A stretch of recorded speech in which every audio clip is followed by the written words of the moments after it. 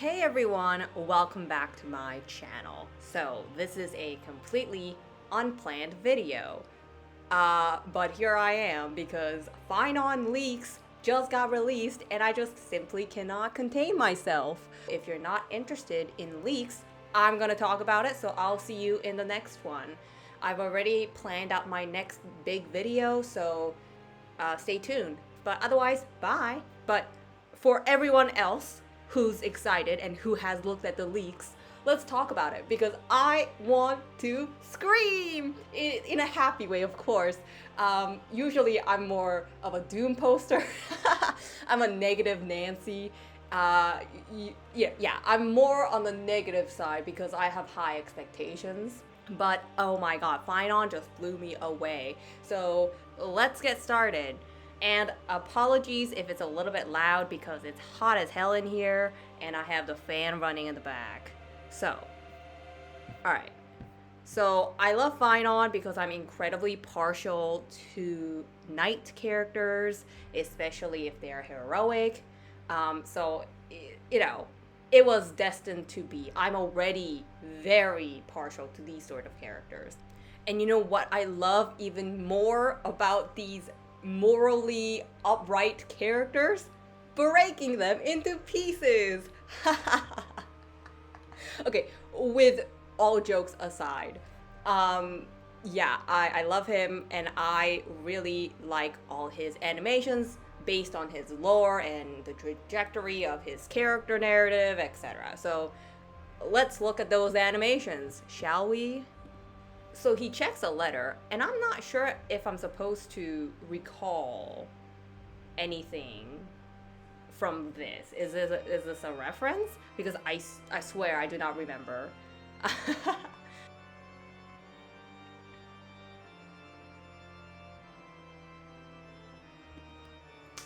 He's such a baby girl. I literally cannot. He's such a baby girl. Oh my god. Oof. I just love the imagery that they're going for. Like, you know, from the lore and his path and like everything else, including his aesthetics and animation, it has become very clear to me that he has some sort of ties with the Aeon of Destruction, Nanook. Not only that though, he has some ties with Aeon of Finality. The little halo that's behind him, that really looks like the symbol of Aeon of Finality. So we'll see how the story plays out. Maybe it's just a symbolism that he is the bringer of finality. Who knows? Anyways, so I much appreciate his aesthetics, his lore. I do really love it. All right, let's continue. Yeah, him running around. Well, I've seen that before, so let's. Okay, so he has a giant sword. It's a shame. Okay, so one thing that I don't like about his animations is basically this. It really doesn't feel great. I don't know what it is, but it seems awkward. Maybe it's the weightiness of the sword or the way he's swinging it. It doesn't really make sense in terms of action. I don't know, but I don't like this specific animation. All right, let's. Oh my god. Okay, yeah. That's his technique. Inside my brain, I'm simultaneously speaking both Korean Honkai Star Rail and English Honkai Star Rail. Sorry. Technique.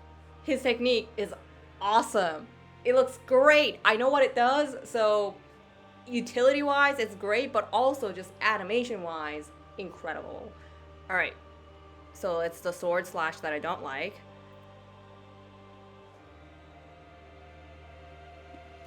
You know, I do like this, but again, it sort of has this like unweightiness that I really hate about his sword slashes.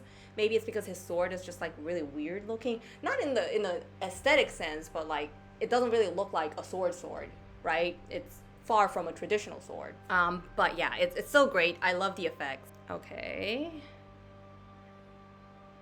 What's up with this video? Lagging like crazy here.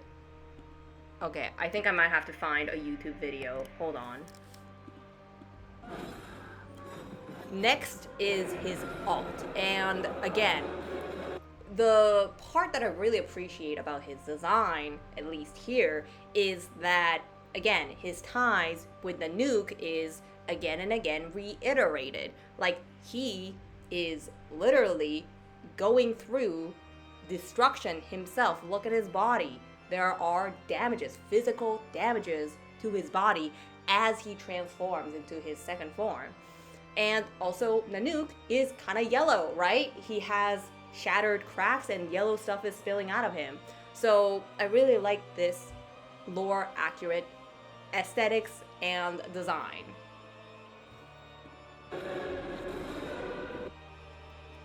Yeah, and this specific thing, this was what I was talking about when I said this looks like the symbol for Aeon of Finality. It definitely does. And not only that, his kit, right? I'll talk more about his kit later, but his kit, he needs to get 12 stacks to initiate his ult. 12 stacks because 12 Chrysos heirs. And he has 8 turns in his ult because 8 looks like the sign infinity, which is something that is brought up again and again in Amphorius, right? I really do love the merging, the seamless merger of lore and in-game combat mechanics.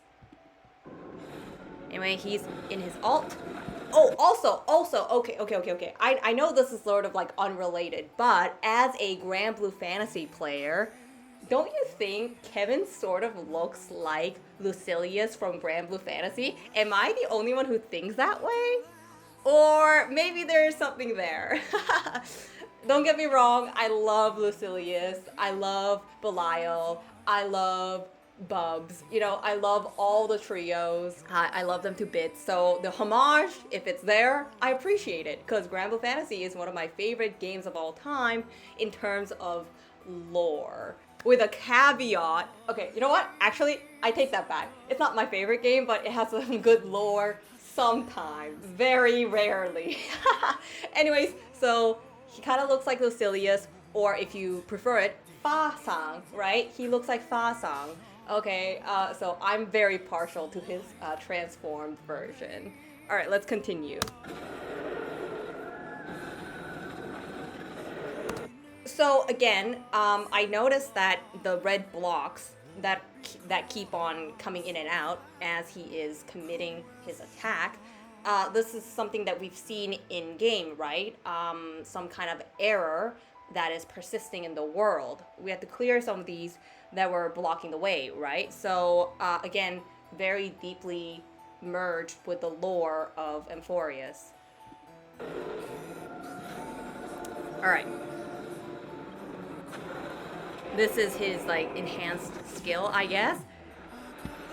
Okay, look, as someone who grew up using Meteor in Korean MMORPGs, I am so partial to this meteorite attacking imagery. So let's go to his counter. Now, we have a lot of counter-focused physical destruction characters, and I suppose this is because of the lore, because countering requires you to be physically hit, which is destruction. I think that is why it's such a common trope in the game. Yun Li and Clara have the same physical destruction, counter DPS fighting style. Again, it makes sense. Phainon is probably tied to the Aeon of Destruction, so this all makes sense.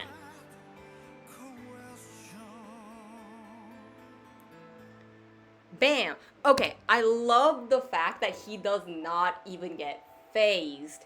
There is another character that has the same quality, and that's Mayday. Mayday is unaffected by these heavy hitting attacks, or whatever attacks. He just stands still and takes it.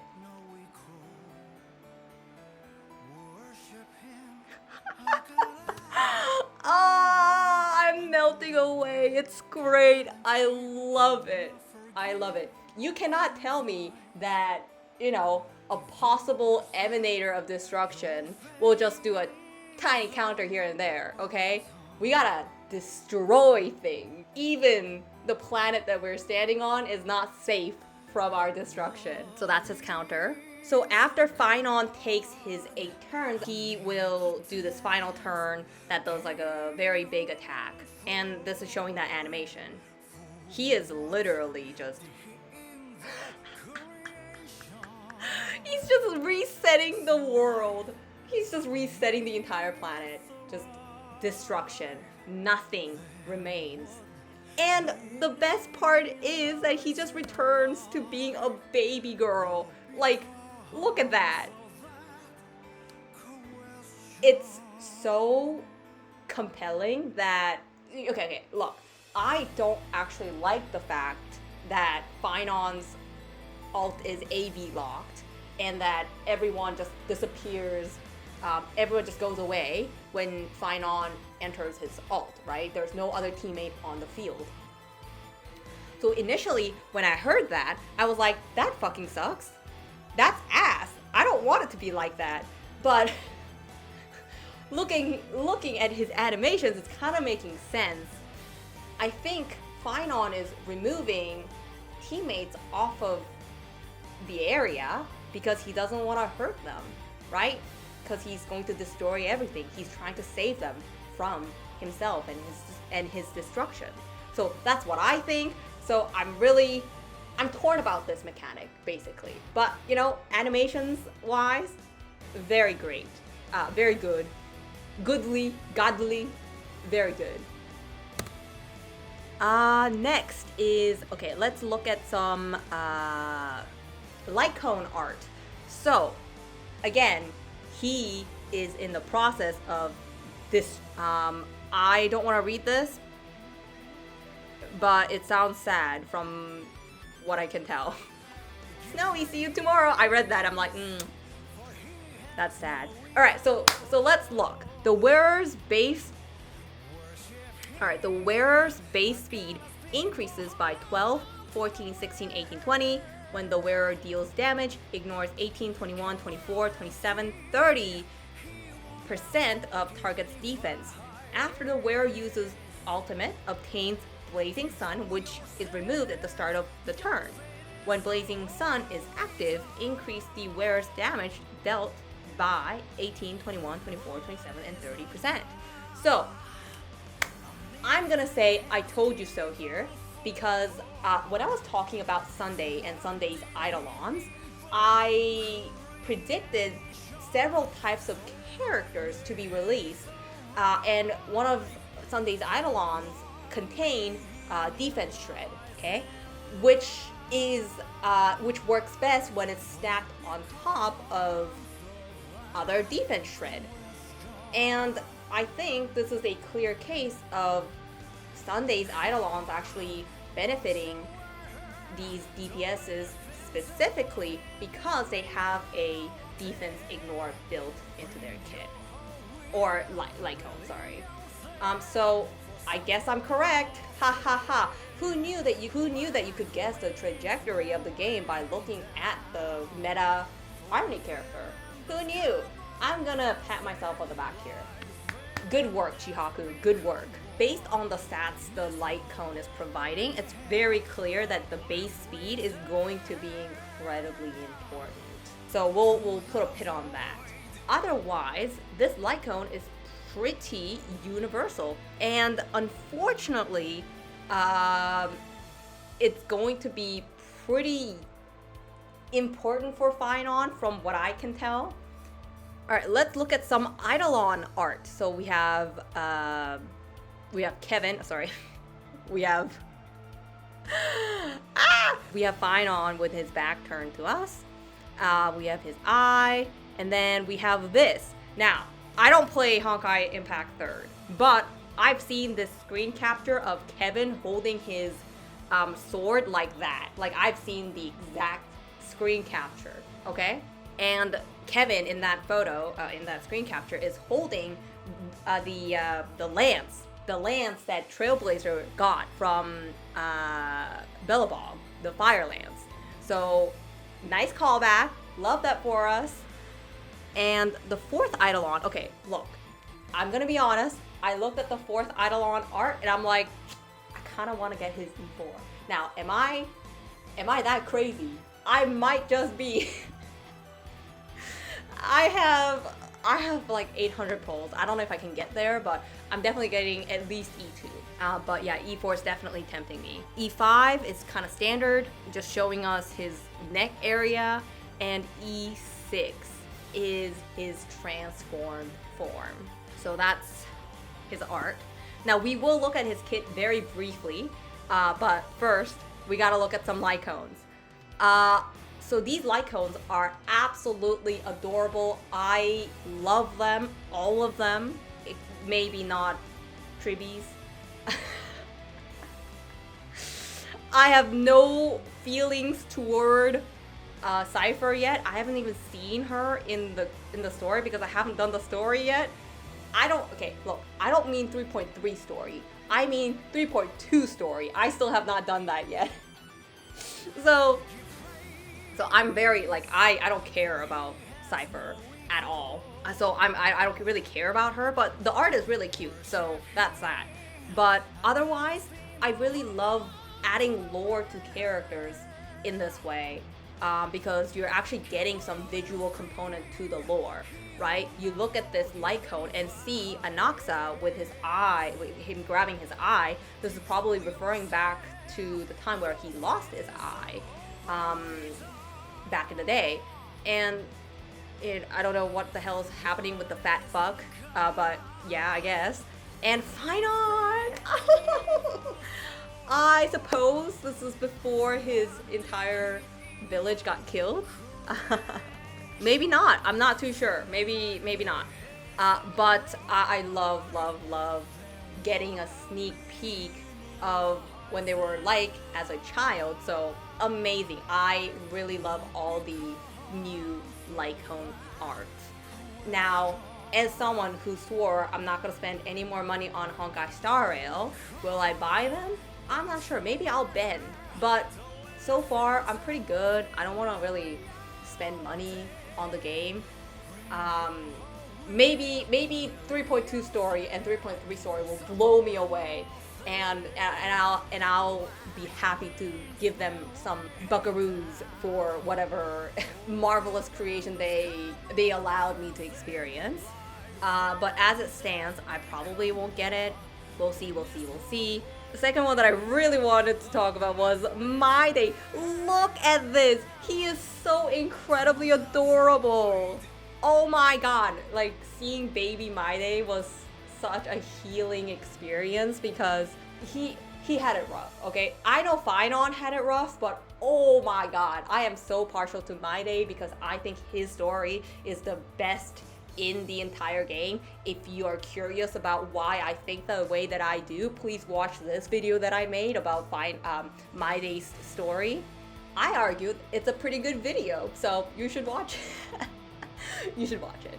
Anyways, he is adorable, so 10 out of 10. I'm a Castorus hater, so whatever, don't care. Cyrene looks adorable too. I'm excited for Cyrene. My friend who played Honkai Impact 3rd keeps saying, you're gonna love Cyrene, you're gonna love Cyrene, or Alicia, because that's her actual name in Honkai Impact 3rd. You're gonna love Alicia. We'll see about that, okay? Maybe she's great. Maybe I'll love her, okay? She looks cute, okay? I am very partial to pink-haired girls, okay? I love me some pink-haired cuties, okay? And lastly, Aventurine. Okay, I have a very complicated relationship with Aventurine. Like, simultaneously, I realized that appropriation of Romani culture and Romani history into this white-looking character was not the best way to tell the story. And it was not really... Yeah, you can look up more about it, but it was not... I have conflicting feelings. Like, I like him as a character, but I really hate the fact that his story had to come from appropriation of a marginalized group in real life, basically. So, that sucks, but he looks so adorable here. I love him. Kakabasha is So cute. And this is a preservation Lightcone. Ooh, I kind of want to get it for Aventurine. I kind of love this art. I feel like it would make me whole to give him this Lightcone. I mean, I don't have his signature anyway, so I feel like this could be it. Okay, so lastly, let's look at his kit. So if you don't want to read through this essay, same. Same. So, okay, so the TLDR is Phainon wants to get targeted by buffs. That's his main gimmick. When he gets targeted by a buff, he gets a stack. If he gets 12 stacks, then he can use his ult, which causes him to transform, and then he just lashes out attacks. Now, in his transformed version, he gets 8 turns, and it is AV locked. And importantly, this is AV locked based on Phainon's base speed, and this is why the Lightcone increases Phainon's base speed. So his Lightcone seems to be a very important piece of the puzzle. I'm not sure how the nerfs and buffs are gonna change around what's on his Lightcone versus what is in his kit. But yeah, he really wants his Lightcone from what I can see. And his E1 seems to be really important as well. I keep talking about this AV lock because I know it's incredibly important. AV lock is really bad for a game that requires you to finish in a specific given number of turns. It doesn't really matter how much damage you're doing, right? Being AV locked is kind of bad. And not only is it bad, but it's kind of boring because AV manipulation is core part of the game. You are literally being told to ignore a core part of the gameplay by, you know, pulling for Phainon and making him transform. Now, so his E1 increases the AV ratio, like transformation. So instead of it being 60, the base kit, when you get his E1, it's 72. So yeah, you basically make his ult happen faster. So both his Lightcone and E1 are pretty crucial if you want his ult to go faster. And I would say if you're serious about running him, those two are something that you should invest. If not, just get his E0, S0 and just look at him all day. But otherwise, I mean, that's a recommendation, right? If you can't, it's not the end of the world, right? But I want to run him without feeling like I'm being compromised for no reason. So I'm gonna get his E1 and Lightcone from the looks of it. So yeah, so that's like basically my reaction. I think he's going to be super powerful. It's just, I'm a little bit, I wish the AV lock, I wish they would just make it a little bit less cringe. Even without the Lightcone. I feel like if you get the Lightcone, he should be able to get significantly faster. And even without the Lightcone, his ult should end within 1 turn. But, you know, I don't know. That's just my hope, okay? Please, Hoyo, make this happen. I'm begging. Yeah. Anyways, so that's it. Thank you for watching. I love him. Oh my god. I love him so much. I'm so excited for him and his I'm just so excited for him. So I can't wait for people to actually test him out. I can't wait to see some showcases. I really can't wait. I really should do the story though. I've been putting off the 3.2 story as well as the 3.3 story. So I should really get there, huh? Okay, maybe looking at Phainon will motivate me to do the freaking story. Look, I judge stories really harshly, so it's really not fun slogging through Honkai Star Rail's terrible story. Most of the time it's pretty bad, so that's why I've been putting it off. Alright, Phainon is just grabbing me by the neck and telling me, you will play Honkai Star Rail story. And I'm just saying, yes, Phainon, I will. Insert the picture of the meme here. Anyways, thanks for watching. I'll see you in the next one.